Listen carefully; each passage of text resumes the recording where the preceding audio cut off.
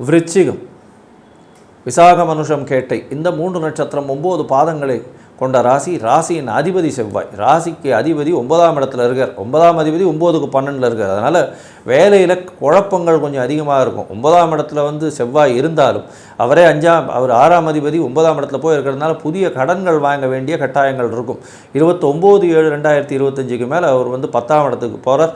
அதாவது 11ஆம் இடத்துக்கு போகிறார். 10ஆம் இடத்துலேருந்து பெரிய ஏற்றம் கிடைக்கக்கூடிய காலகட்டமாக இருக்கும். 9ஆம் இடத்துல உங்களுக்கு சூரியன் இருக்கிறதுனால தந்தையின் மூலியமாக சிறு சிறு தொல்லைகள் வரும். தந்தையின் உடல்நிலையில் பிரச்சனை இருக்கும். 8ஆம் இடத்துல குருவும் சுக்கிரனும் புதன் 3 கிரகங்கள் இருக்கா. 8ஆம் இடத்துல இருக்கக்கூடிய குரு குழந்தைகள் மூலியமாக சிறு சிறு தொல்லைகளை வரக்கூடிய வாய்ப்புகள் நிச்சயமாக இருக்கும். உங்களுக்கு அர்த்தாஷ்டம சனி நடக்கிறதுனால கண்டிப்பாக அலைச்சல் அதிகமாக இருக்கும்.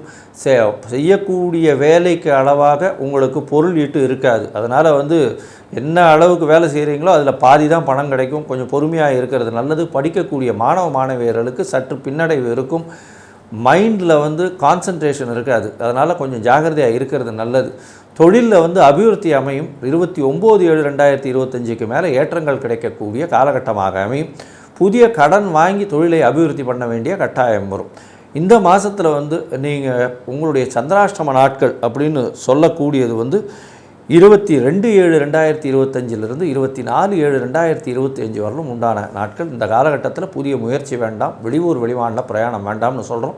ஒருவேளை பண்ண வேண்டி இருந்ததே ஆனால் சந்திரனுக்கு உண்டான பரிகாரம்னு சொல்லக்கூடிய பால் அருகில் இருக்கக்கூடிய நவநீதகிருஷ்ணன் கோவிலில் கொடுத்துட்டு போங்க. உங்களுக்கு ஒரு பெரிய மாற்றமும் ஏற்றமும் வரும். இந்த மாதம் நீங்கள் அருகில் இருக்கக்கூடிய மாங்காடு அம்மனோ திருவேற்காடு அம்மனோ கோவிலுக்கு போயிட்டு வாங்க.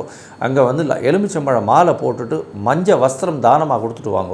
எல்லா விதமான ஏற்றங்களும் உங்களுக்கு நிச்சயமாக வரும். இருப்பினும் உங்களுடைய உடல் உழைப்பு அதிகமாகவும் அலைச்சலும் கொஞ்சம் அதிகமாகவே இருக்கும்.